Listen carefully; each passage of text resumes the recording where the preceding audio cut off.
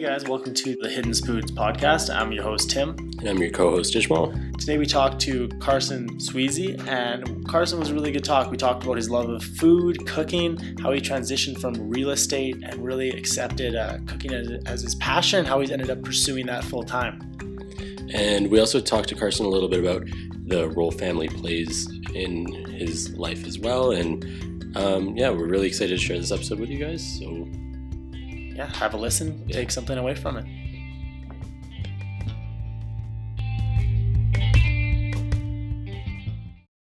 Hey everybody, thanks for joining us today on the Hidden Spoons podcast. And I'm your host Ijmal, and we've got our host Tim right here. And Today we've got Carson Sweezy as our guest. I don't know if did I say it right? Is it Carson Sweezy? Hey guys. Sweezy. Yes. Sweezy. Yeah. Cool. But the funny story of that is I used to go by Sweezy F Baby in high school, like Lil Wayne. Oh. So I could easily be mistaken for and I don't mean I told people to call me that. People just call me. Oh. So We're gonna have to dive into that later. That's definitely some good stories attached to it. Can you rap? We're gonna get you to rap a little bit later. I can do his Millie song, and that's the only song I know the words to in all music. Can you do it in his voice? It's the only song you need. It's a big hit. All right. So I'd be a rapper if I could do it in his voice. So today we've got Carson. He's a personal chef. He lives in Virginia. He's had Crohn's since 2012. You were 20 at that point? Is that correct? Yes. Yeah, I was 20 when I died. Yeah. And I don't know if anyone follows Carson, but he's always cooking up some great looking food. And right now we've seen some pumpkin chocolate chip cookies that I think Tim and I have both been eyeing. Yeah, I haven't not been able to see them. They're the only thing on my feeds. Everyone's ordering them. Everyone's eating them. I'm like, how do we get these up in Canada? Can we order these to Canada? And I also asked about gluten-free options. Oh yeah. And what did you tell me about that again? You got some in the works? I'm planning some stuff for either the holiday season or early next year for gluten-free. But the Canada stuff, shipping internationally, good timing because I just talked to my shipping account manager today. We're figuring that out too. So nice. Stay tuned. Wow. I actually can't wait. The hype has been. They're very popular. So I don't understand the hype. People just like cookies, I think. Oh yeah, who doesn't like cookies? Yeah. I don't think I've met a cookie I don't like, and I don't think I've liked a person that doesn't like cookies. Cookies. I see it. Yeah. But and I'm told they like the dancing too. That's like a key ingredient. Yeah. It's always fun to watch your stories too, because it's always like a family affair. Like, you've got your sister there, and you guys are always like cooking together, and that's always super fun too. So it's always a good time. It just seems like you guys have like the best time cooking.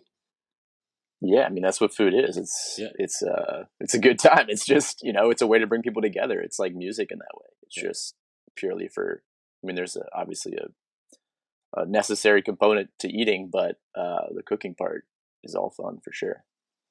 So we're gonna we'll obviously like break into your story piece by piece here and like unravel like your experience with Crohn's, but I think I want to kind of unravel your experience with food and how food's played such a big role for you through this journey. Like, were you always into like the culinary field prior to your diagnosis, or was that kind of more a therapeutic thing that you started after the fact? Yeah, I've been into food my entire life since I was 4, watching the Food Network and cooking with my grandma and my mom, and started making grilled cheeses and quesadillas and scrambled eggs when I was 4 years old. And it's always been something I've gravitated towards and something I've found a lot of fun in, and a fun way to entertain people and kind of like create new characters and put on different accents and stuff while I'm cooking. So, the therapeutic part is something I learned kind of deep into my Crohn's journey, but food's always been there.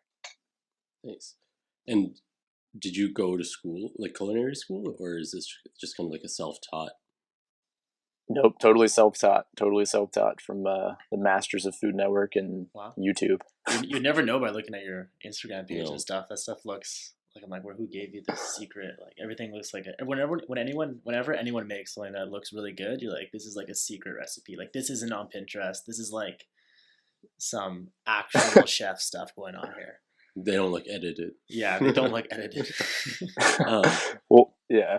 And I know, like, I was reading, because, like, obviously we've posted your story on Hidden Spoon's Instagram before, and you'd kind of shared some details with us, and we had talked a little bit about how there's, like, certain foods that you can't necessarily eat or that don't make you feel the best. So, like, what are some of those things? And do you avoid cooking with those, or do you still cook with those as well and just deal with the pain? The things change. The things that affect me change. I mean, there's some things that maybe kind of always are going to do something, but there's other things that might have affected me 10 or however many years ago I was diagnosed at first, and now don't do much at all, or even like dairy used to blow me up, for lack of a better term. Just like could not eat dairy, and ever since I had surgery last uh, April 2019, dairy is like it's great for me. It's just like a solid 4 on the Bristol stool chart. That's huge. That's well, huge. how graphic you guys want it? Yeah. Oh no, there's like nothing is off the table here. Literally, like, you can talk to us about whatever. Well, that's really cool. I mean, I know for like even for myself, I find that dairy, if I'm in a flare, it's like my worst enemy. But I love dairy, and when I'm feeling great, like I'm sitting here eating frozen yogurt right now, and I'm good. You know, I might be a little bloated later, but I'll deal with it. Right. Yeah, I think I mean that's just the weird part of bodies, I guess, and the beauty of it too is like we just have to kind of, and the challenging part, when you're asking like if I still cook with those things, like I think it's a challenge for any of us to figure out like not just what to eat or what maybe to not eat as much of, but like when and when to, like if we're not feeling the greatest, maybe we gravitate towards other things and less towards other things. But yeah, same thing with cooking. Like if I'm cooking for clients, I try to specialize menus around things that I can taste. Like I can't cook something I'm not going to be able to taste. So, do you have like a signature dish? oof. Uh, for me, I like a Spanish tortilla. You guys ever had a Spanish tortilla? I don't think I can't say I have. so. What's the Or difference it's between Spanish omelet sometimes. Oh, okay. Oh yeah. No, I haven't. Well, because tortilla, it confused me. Like every time I had this friend that I lived with, and she would always make those, and I was so confused why it was a tortilla. And then I learned it. I guess tortilla is something like cake in Spanish. So they're referring to this like it's an omelet with potatoes and eggs. It's like the most. It's so simple and it's so delicious. It's thinly sliced potatoes and a bunch of eggs, and you kind of like cook the eggs. You kind of pre-cook the eggs with the heat of the potatoes that have been pre-cooked, and it just creates this like gooey masterpiece that goes into a skillet, and you get all these nice caramelized bits, and you can do onions and different vegetables in there. But that's my favorite because it's so simple and it can feed an army, and it's good for breakfast, lunch, dinner, midnight. It's just a beautiful dish. I'm a big advocate for breakfast for dinner. Like breakfast any time of the day, honestly. So, but I have had one of those. I just didn't realize it was called a Spanish tortilla. Yeah, sometimes they'll call them Spanish omelets or tortilla de española, or there's like a dozen names. It's like a staple in Barcelona and other parts of Spain, so they have tons of names for it. So through this journey with like food, how did it become a career path? Like when did that transition happen for you? That's been super recent. I mean, long story short, I was in real estate for most of my career, and it was always a means to get to food one day. It was always like, yeah, I'm going to make a bunch of money in real estate, do all this cool stuff, and then I'll retire when I'm 30, and I'll open up restaurants and like, get a show on the Food Network and start a YouTube channel, all this stuff. But then my Crohn's got pretty bad in 2018 when I was finishing up undergrad, and through that time, really started thinking about food more and like the nourishment behind food and the way that it can nourish us in all these different ways beyond just eating it. But even still, it was like, I'm going to get back to real estate. Once I'm healthy, I'm going to get back to real estate. And then once I got healthy, I had surgery, day 2 of real estate, driving around sitting in traffic. I was like, what am I doing? I need to be doing stuff with food. This is like, just felt like a waste of time. It felt like it wasn't really channeling like what I had to offer to the world and what I had to offer to myself, and things that would bring me energy and ways I could create energy for other people too. So that was August 2019. Yeah, and it's been food journey ever since. And also, I'm sure that you were kind of like after going through like a big flare and stuff, you're probably thinking like, why am I not spending my time doing something that I enjoy the most too? So it's like kind of manifesting that positivity in a way. Exactly. That was all part of it. It's like I just went through like a pretty serious health battle. It took me 9 months to kind of catch my bearings, and now I'm just, doing something that's for money. I had to be doing something that I was excited about and aligned more with my life. What was it that came up in 2018? Was it just like a really bad flare, or? Yeah, it was Crohn's. It was I just kind of ignored Crohn's for a while, and I've had a hard time accepting Crohn's and giving it the respect that it deserves. Even from the beginning, I was like totally against any medicine, and some neighbors of mine growing up that are doctors sat me down and like, you got to take medicine, dude. Like you can, F the pharmaceutical companies all you want, but like you're someone who should be taking them. Like, yeah, maybe we shouldn't be prescribing painkillers to everyone, but like you should take some of these medications that these other ones work for you. Yeah, these other ones are like for people like you that like have something going on in their bodies. So, but yeah, just a long journey of that and ignoring things. And I think school added so much stress. I had the hardest time finishing school. It took me 9 years to graduate college. Yeah. And so that was like 2018 was like the end of that. And I was just trying to get out of there and start my life. It just got to a point of needing to deal with it. So then did you end up taking any medications, or are you still kind of tackling? Yeah. So throughout that, I kind of told that oddly, but I eventually started taking medicine several years before it got bad. And then that medicine stopped working, and I never really believed in it. And so when it stopped working, I almost didn't notice. Like, I don't think it worked that well. So it was like, yeah, it wasn't related to not taking medicine, but certainly like getting really sick forced me to like reconsider what I was doing to help the Crohn's and to heal it. So cool. So if you don't mind me asking, what medications have you been on, and what worked, what didn't work? So I started on Contessa. It was like 8 blue pills a day. Like, and I don't know, something about taking a pill. If they're trying to tell me this disease is really serious, I don't think that worked. And then I got on Humira, which worked for some time, and then stopped working. And like the pharmacy kept kind of messing up the shipment, and so it'd be delayed. And it's a biologic, so you got to take it like clockwork. And now I'm on Stelara, and that's been working great. Stelara, so those are the 3 ones. Yeah, Stelara is self-injection. Yeah. How's that? I'm used to it. Humira was self-injection too, and that was every 2 weeks. Stelara is every 8 weeks, and it's in the belly. And I've been putting on fat since I got surgery, so I got plenty of space to put a big needle in there. Props to you. I have, through the years, I've never become used to needles, and I just hate needles. So like that self-injection thing, I'm like dreading if I run out of options and have to start doing the self-injection one. I'm like, oh no, shit. Yeah. I have to do it myself. We both do. We both take biologics, but like through the just IV, go to the infusion clinic. Yeah. And I hate getting it in my elbow, because then you can't like do anything with your arm for a while. It's super annoying. But I always go in the hand. Yeah. Mm-hmm. Hand's a much better choice. Yeah. But yeah, the needle. How does it take a while, or I've never had a infusion therapy. I'm on Entyvio, and it is a really quick, like 45 minutes. I mean, I'm saying quick 45 minutes, but because the medication I was on before that didn't work for me was 4 hours. So you'd sit there for 4 hours hooked up to an IV, and that was Inflectra. That's what Tim's on now, except for they've perfected it now. You're not there for 4 hours. Yeah, I used to be there for 4 hours. Now they weed me down, so they infuse it over like 1 hour.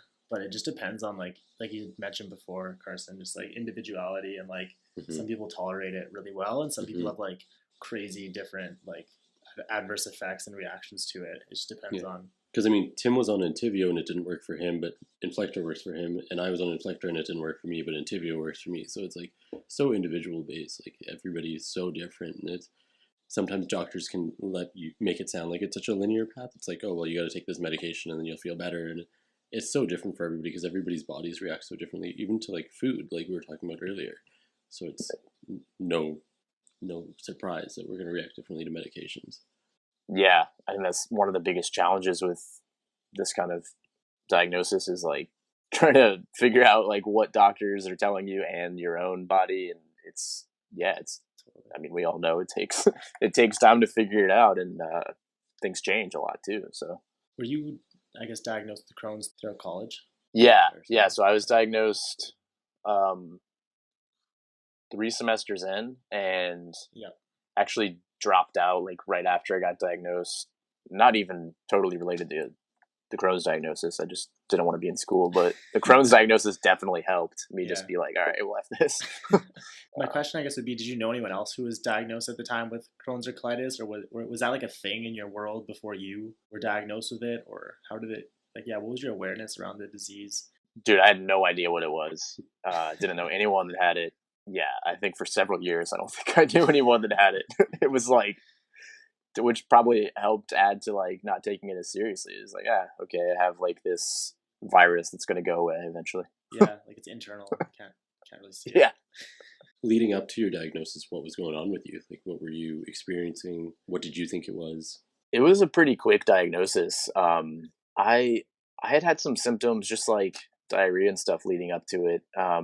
But I ended up in the ER one night, and they couldn't figure out what was going on, so they recommended me to a GI, and got a colonoscopy a few weeks later, and they diagnosed me. So if it wasn't for the the ER visit, it probably would have taken some time to figure out what was going on. But I think it was all like maybe 6 weeks from like first sign of like any real symptoms that were noticeable to me to diagnosis.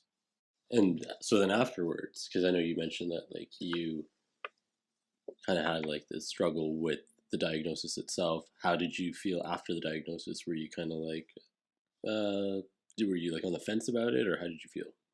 Yeah, I mean, again, I didn't really take it that seriously, but I did want to.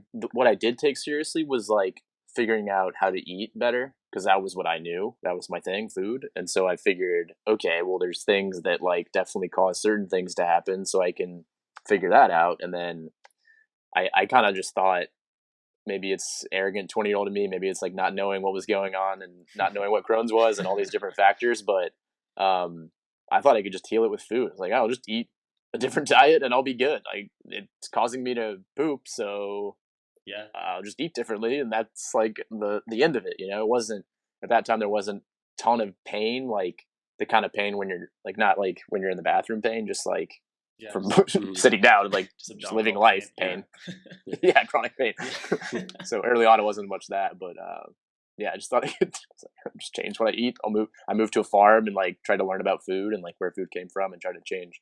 Really, just like went all in on the food thing. Cool.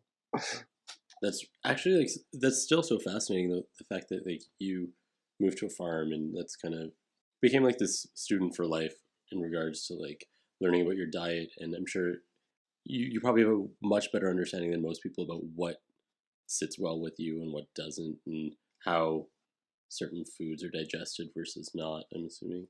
I don't know. I feel like I think we all know kind of like what works for our bodies, and it's like maybe we don't always admit to it or like take ownership of it in the same way. Yeah, I think that was a learning thing too. I mean, the average cook or chef doesn't necessarily know like how things affect people. They really don't. In that way, I mean, they might know that like certain things are roughage, vegetables and stuff, but Yeah. I think I think anyone with Crohn's or colitis or any IBD knows more than the average cook in terms of what things will do. Are there any other creative practices that you use as like a way to keep your stress down? You seem like a pretty creative guy, even just based on your Instagram stories. You're always dancing, you're singing. Is like dancing or singing kind of like more therapeutic for you, or is that just fun, or they're like do you like to draw or write or anything like that as well? Yeah, yeah, the dancing totally therapeutic. It's not like something I do necessarily intentionally. It's just like the music's on, I start dancing, and then I just get into it and just kind of crave. When I haven't done it in a while, I crave it. But yeah, I write a ton. I think writing is great for anyone, but definitely anyone who's going through some kind of health journey. There's a book over here. It's called Writing as a Way of Healing. by Louis DeSalvo. And I think writing is insanely therapeutic. And art, I've never drawn or painted in my life. And then when I got really sick, I started painting, and like I drew a couple paintings that were just like, they kind of captured the turmoil inside my body, just like fire. And do you still practice those things, or does that only come out when you're like feeling really down and out? It was like a 6-week period, just like right after I'd like fully accepted Crohn's and like having to deal with it and all that kind of stuff. It was like this period of like insane spirituality and connectiveness and creativity. I banged out like 5 paintings and haven't touched a paintbrush since, and hadn't before prior to that. So it was just like a weird. Got your fill. Your creative. I guess you got creative burst. You guys had anything like that, or with your creative outlets? I definitely started writing a lot. Like when I got sick, and I think the longest I was in the hospital for was like a month, and I just had like nothing to do. It was like a really weird time in my life, but also like super chill in the fact that I just had to wake up and just like be in this hospital. So just like I just started keeping a very detailed like journal, kind of just like walking around the hospital in a hospital robe, like a lost person. But yeah, a lot of writing, a lot of reflecting, a lot of just like time spent thinking and trying to work through some thoughts and things that usually you just like I find too busy throughout your normal day to ever really sit down with, because usually it's like school or work, then like dinner or whatever, maybe hang out with some people, then you go to bed. You kind of do it. Like I feel like it showed me the importance of really setting even like 20 minutes aside just to like guilt free think about whatever you want, and kind of just like not meditation but kind of like that kind of thing. Kind of takes you into that same headspace a little bit. Yeah, just finding your headspace, or just feeling where your body's at. Like, why am I feeling this way? Why is that? Like really digesting what's going on. You're like, It was kind of like the last missing piece, just to like sit down with my thoughts. I had a lot of good friends who gave a lot of good advice about that kind of thing, and when you have the time, you start taking it seriously. And mental health has been really really big in the last number of years. I feel since I've started for the last 7-8 years, it's been really in the media and just kind of more aware of it. So I think it was one of those things where I'm gonna give this a try. I'm gonna like authentically just kind of sit with my feelings, and I got some benefit out of it. So I kept trying to practice it, and yeah, still once in a while I have to remind myself to make time, because it kind of like I'm in a remission right now and don't really have a ton of symptoms. So it's one of those things sometimes you forget that you could be or were quite ill, quite sick. I don't know if you guys ever experienced the same thing where you almost kind of go through phases of like you're really good for a long time, and you kind of like forget that you experienced illness. Yeah, and then you kind of, when something hits you, you're kind of like thrown back into it, and you almost have to relearn how to deal with those symptoms or something again, because your body, it's almost like it was like PTSD and your body's like put it to the side, and it's like now you're like, oh crap, like this happened before, how did I manage it before? Well, so the thing for me was I've always been interested in writing, like even in university and like in high school and stuff as well. And then 2 years into, after I was diagnosed, I was going to therapy, and I was talking to my therapist about it because I had a lot of negative feelings towards the illness, and I was just like, I was like suppressing a lot of that. And for me, it was kind of like, how do I? And I was talking to her about this. I'm like, I don't know what to do with this. Like, I have all this just like pent up like anger almost towards the illness. How do I discuss this? How do I like get it up? And she was like, I think you should start journaling.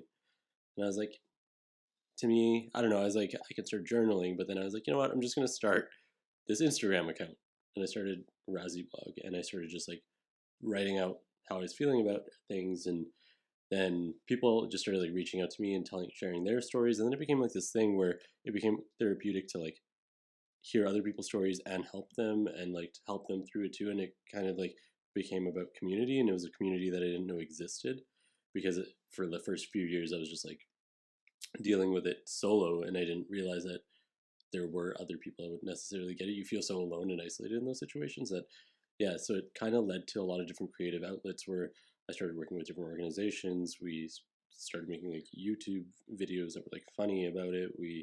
I was starting to write a lot more about it. And yeah, now like working on like co-authoring like health equity statements and stuff for North America. Like it's kind of cool, but like, yeah, all of it's been very cathartic and like therapeutic in different creative outlets to discuss it for me. Carson, some of the things you've talked about here, like, kind of coming to that acceptance with your illness, and switching from, a big one seemed like when you went from stopping doing real estate, which was kind of, you were kind of driven to, maybe not driven with passion, but that was kind of like the path you were on, and committed yourself full time, perhaps like more like sooner than you had planned on, in the whole like becoming personal chef, like pursuing your passion of cooking full time. I'm curious as what were your like your supports around that? Like, was your family, friends, like was everyone like, yeah, man, like, you gotta do this. Like, this is you. We love that you're doing this. Or was it like you had to kind of win people over? Or what was your like support circle like, if you had one going through that? That's a great question. Yeah. No, I mean, the minute I stopped doing real estate and started focusing on food, everyone was like, yeah, about like, why did it take you so long? Why are you doing other things? What have you been doing this whole time? Yeah, like this is your yeah. But yeah, I mean, my mom's always been the most supportive. Like anything I want to do, decide to do, she's like all in on it. Just go do it. If it's doing my own thing, real estate, or getting a job, or starting out with food stuff, it's like it all excites her. Just whatever you want to do. And yeah, my siblings are super supportive. My girlfriend right now has been super supportive too with all of it. And then my friends have been just insane. Like, because when I first quit real estate, I didn't know what I was going to do. I didn't want to like work in a restaurant for someone else. I wanted to do my own thing. But with food, I mean, it's food. Like everyone eats, and there's endless possibilities. That's true. Everyone does eat. Everyone eats. Everyone does eat. Last time I checked, yeah. Last time I talked to a human. So it's like, yeah, it's a very blank slate. But I just had friends that were asking, hey, can you do this? Or hey, will you do this? Will you lead this workshop for, cooking workshop for our team? Or can you do catering for my cousin's baby shower? All these different things, can you do private grocery shopping for me? I don't know how to grocery shop. Just tons of, just friends like, can you do it? Can you do this? And it was a ton of experimentation. And then you just kind of figure out what you like from there. Yeah. When it comes to food, do you obviously like create your own recipes and stuff? How do you decide what, like, because to me it's such a creative process, like figuring out what you're gonna pair with what. So like you did pumpkin chocolate chip cookies. Like, where did that thought come from? Yeah, I mean that's just been a family kind of recipe, and I think what goes well is pumpkin's a super subtle flavor. I think people a lot of times associate pumpkin with like the spices that commonly go with pumpkin, like clove and cinnamon and nutmeg and ginger and stuff. But pumpkin itself is, if you guys have had like a roasted pumpkin, or butternut squash is basically a pumpkin, it's not like the strongest flavor. It's kind of sweet. So what pairs well with that? The spices pair beautifully, kind of gives you that warmth, and then chocolate goes well with sweet and spice. So I mean that's again a recipe we've had in the family for a while, but with just like typical recipe creation, I can go into that too if you want to know kind of like my thoughts on creating different flavor profiles in a dish and stuff. Yeah, yeah. Give us a couple quick like tips for like your go-to kind of like essential flavor combos, things to totally avoid, like any kind of common rookie cooking mistakes, like where I'm at. Like I know ketchup goes great with craft dinner, but after that, That's what I hear. I've never wanted to try that. I don't know why. it's not visually appealing, but like it's pretty good. Like To me, ketchup just belongs with fries. You're talking about with Kraft mac and cheese, Tim? Yeah, Kraft mac. It's Kraft dinner here. I don't know. Yeah, Kraft mac and cheese. That thing in the box, the noodles. No, ketchup, barbecue sauce. Oh, that goes so well with. And the reason why, like, it's the acid like cutting into the kind of the fat of the. Oh really? I mean, not that Kraft mac and cheese has a ton of like fat in it, but like the element of like powdery cheese and stuff. Oh, cool. So that's something that I crave, that like acid cutting through fat, like anything like cheesy or like just like rich cream type stuff. I like love pizza. Hot sauce is my favorite for that because it has heat and acid. So the acid and the heat cutting into the richness, that's like one of my favorites. And then acid is another thing that's just like crucial. And I think it's something that a lot of people kind of overlook. Like we think when it needs more salt all the time, like, oh, this is bland, it needs more salt. Yeah. But next time you think something needs more salt, try adding like a squeeze of lemon juice or a drizzle of vinegar or a little bit of lime juice and see if the acid brings out what you're looking for. Because that's an essential flavor profile that is kind of forgotten. But I think things to avoid are just like going too rich or too heavy. If you're trying to learn things, like just keep it super simple. I know when I was experimenting in college, which is the first time I really had to cook every meal, I always cooked growing up, but it wasn't like, if I didn't cook, someone else would cook. Yeah. But in college, it's like, it's all you, bud. So, you don't cook, I was making some, yeah, yeah. I was making some nasty stuff in college. And it's because I was trying to do too much. I was trying to do like cheesy bacon, garlic, crusted, deep fried, like with a hot dog in it, built into the crust. Yeah, just like college food, but yeah. Just keep it simple, like 5 ingredients for any dinner. If you're starting out, just like give yourself some kind of thing. Like I'm gonna try to create something with 5 ingredients, and that'll teach you so much, not just about flavors, but like of ingredient usage and getting super creative in the kitchen. It'll help you with your budgeting and cost effectiveness. It's like just give yourself it doesn't have to be 5 ingredients, but like set yourself some limits. Kind of like the Spanish, what was it? The Spanish tortilla? The Spanish tortilla. Kind of like exactly how you described that. It's like 3 things, but it sounds like I'm going to go home and I'm going to try and see if I can order one, but then I'm going to try and buy one. Make one myself. I don't know if ordering one in Calgary is going to be the best. It sounds like what you were saying though, like few ingredients, I'd say very rich. Yeah. Exactly. So like, how do you guys feel, and I'm posing this to both of you guys, but how do you guys feel about identity wrapped up after you were diagnosed? Is that still something you struggle with, or were you able to kind of like compartmentalize it and kind of separate yourself from the illnesses? And was there like a journey to kind of separate that identity? Yeah, I guess I can start with that. Yeah, I guess for me it was kind of similar to what Carson you had mentioned earlier on. That it's kind of like when I got my diagnosis, like whatever the doctor telling you have ulcerative colitis, Crohn's.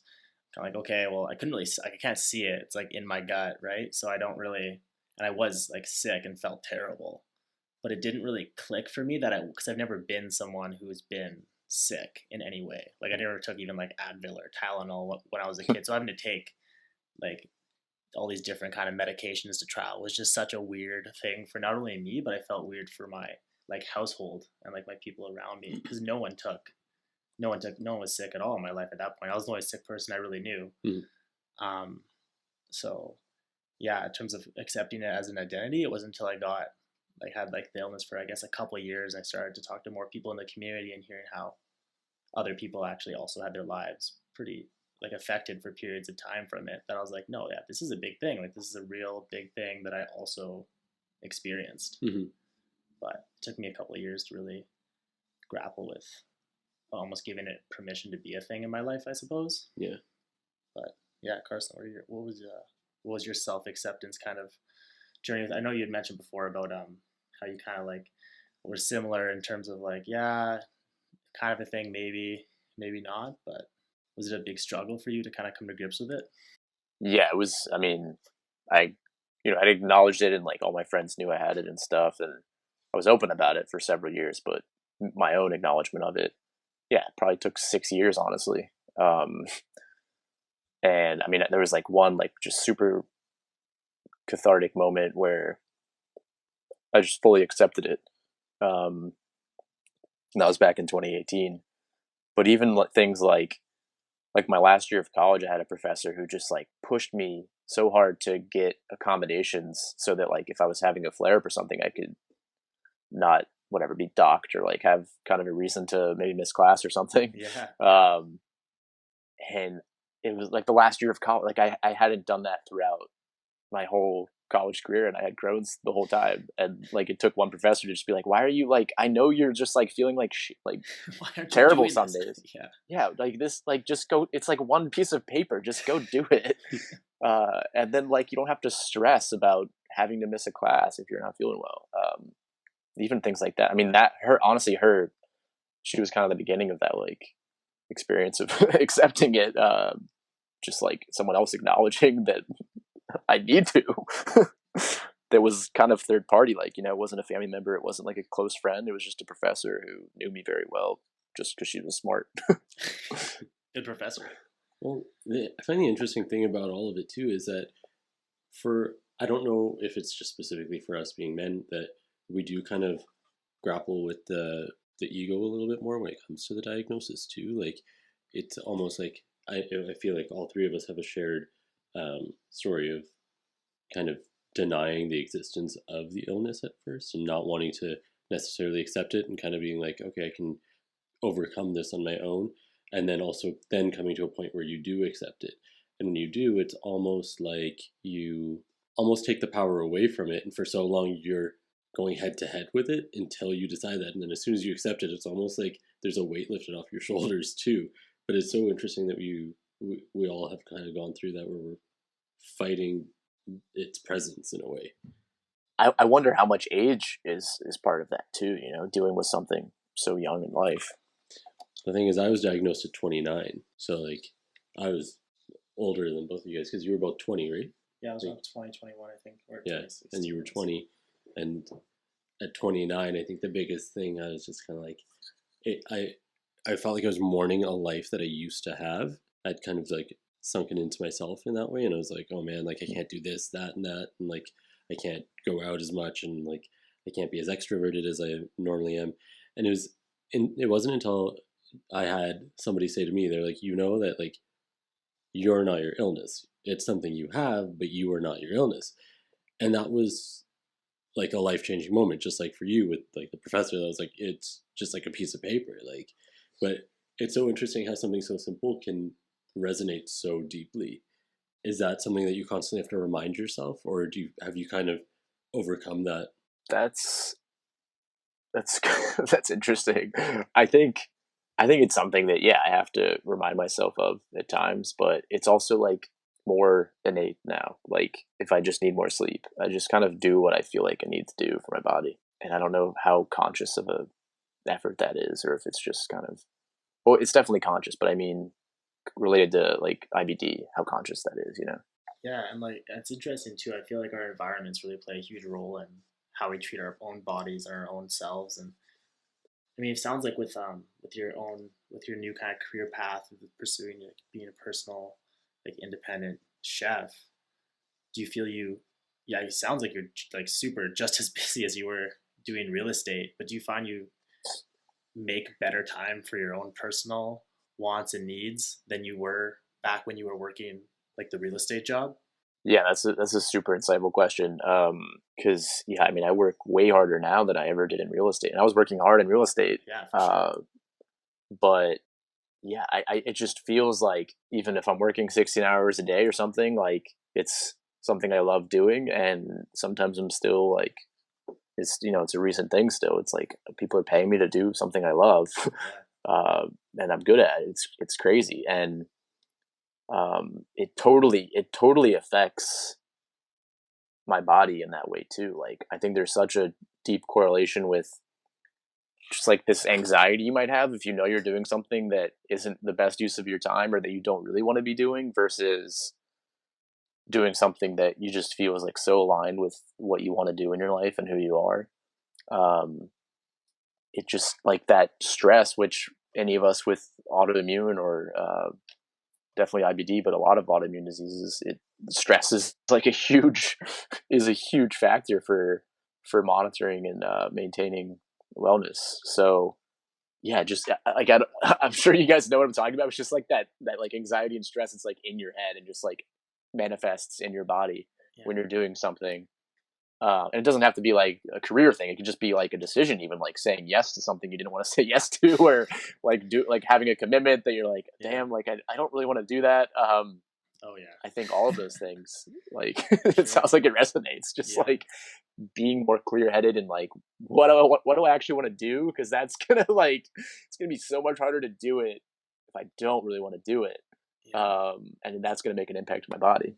I think yeah, I think you say it so well, and that's such a you like it sounds like it's like initially I feel like when people hear stories like that where it's like, oh, I didn't like doing this, so I decided to do something that I really am passionate about in life. But it's so I feel like it's so underrated and so much more like it's such a bigger commitment I feel than people think to really pursue what you like stopping doing something that you're doing right now because like with that there's so much security and like you know, you have this gig, you have this job, this is your day, life's okay. And there's that kind of like leaping point between what you're doing right now and that like kind of gray area between making something else work. Because as you get older, you don't have as much, like you can't just drop everything for, you know, a year and just figure it out. Like you have to be able to like you did, like go all in, really commit to it. And I guess ironically, it ends up being you work harder if it's your passion and if it's what you like. And I just think of like work can be hard, but it doesn't need to feel like hard work if you love it. It's like you put that 16 hours in because I bet some days fly by, but you're doing what you love. And I think that's just a really cool, unique perspective you have that I don't think a lot of people, I think a lot of people want to make that decision, but it's definitely a difficult one. Yeah. I mean, some days I wish I had 10 more hours. I'm just like forcing myself to stop so I can go to sleep because I know I need to sleep. And there's so much more I want to get done. But just to add one thing, not to counter what we've been talking about, but like, I don't always know if it's the right time to just follow something though. Like when I first got into real estate, like that's exactly what I needed to be doing. And it taught me so much. And then, you know, I started podcasting after that and same thing, like that taught me so much. And I wasn't really ready for food yet, like in the weird way. You know, I didn't have the confidence in it. I didn't feel like I had the skills and like business type skills and everything. So like, you know, maybe when I started getting back into real estate after getting surgery, that was like when I really needed to be back in food, and it all worked out. Like that's the crazy thing is like I think you just kind of listen to your gut. No you do things when they need to happen, and if you don't listen, then that's when other things can start happening to your body or to your mind, to your well-being. I'd say that's pretty accurate because like I don't know, like I worked in real estate development for almost 11 years, and then 2.5 years ago I started my own business. And you know, at 31, some people are like, really, you want to start your own business now? Like, you have an established career, why are you stopping? And it's like, because I'd rather do what I want to do. Like, I don't want to take on other people's stresses, and I want to enjoy what I'm doing. And it's almost, to me, it's a little bit more fruitful now. Like Tim was saying, like you can work the 16-hour days, and because you're enjoying what you're doing, you're loving it. Whereas before, if I was working 16-hour days, working for a company, I was like, really, like this fucking shit again. But yeah, so it's so interesting because you do really have to follow your gut, as cliche as that sounds, but you said it right. Like you have to listen to what your body's telling you. And it's almost like your body speaks a completely different language, and you have to like work at learning what that is, especially when you have a chronic illness. It's like picking up a second language, in all honesty, and trying to like follow along. So I think you're actually absolutely right on that. So yeah, where do you see yourself going with what you're doing now in like 5 years? What's your what's the projection for Carson? Another good question. I don't know necessarily. I mean, it's unfolding every day. I know things I'll be doing, and I know, you know, who I am and where that's going. Creating ways to entertain people and using food as a vehicle to nourish beyond physical nourishment, nourishing spiritually and emotionally and mentally and socially, and all these ways that food can help facilitate things in our life. The how is a different question. I think that can change and probably should change often, but the why and the what is pretty clear. Would you ever want to have your own restaurant? I definitely want to have my own space. I don't know how much of a restaurant it would be classified as, but definitely a space where food happens and music. The food truck's a good idea too. Yeah, just like something that, because to me food is like just a facilitator for community. It's like this social lubricant. So if you can have a space and like host events and that aren't people necessarily food events. Yeah, if you were like hosting classes and teaching people, that'd be pretty cool. Yeah, endless possibilities with the space for sure. Well, we really appreciate you coming on the show with us and like taking some time out of your Thursday evening to join us. But yeah, like I mean, I think both of us have been following you, and it's so interesting to see your journey with food. And I didn't realize that it was so new that you had started doing it as like a career. It's like you've kind of just taken your own life back and made it into what you want it to be. And I think that's like a true testament of like the things that we're wanting to achieve through this podcast is show people that no matter what cards they're dealt or what hand they're dealt, they're still able to come through and do what they want to do and find that positivity and follow their gut and follow their dreams. And I think that's really important. And thanks, guys. I'm really glad you guys are doing this, and thankful to be part of it. This is awesome. Thanks again for everyone for tuning in and hearing us talk to Carson about like his life, like his whole journey. Like it's not just about illness, but it's just about wellness more so. And yeah, we can't wait to share more with you guys. So thanks again. Yeah, another good episode.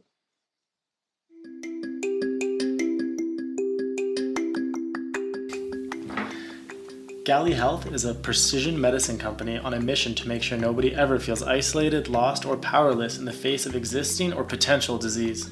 Gali is a free, well-informed friend and personalized mobile app that helps you learn about, track, and proactively manage your inflammatory bowel disease, as well as connect with others who have Crohn's disease or ulcerative colitis. Download the Gali app for iOS today in the Apple Store or Android in the Google Play Store.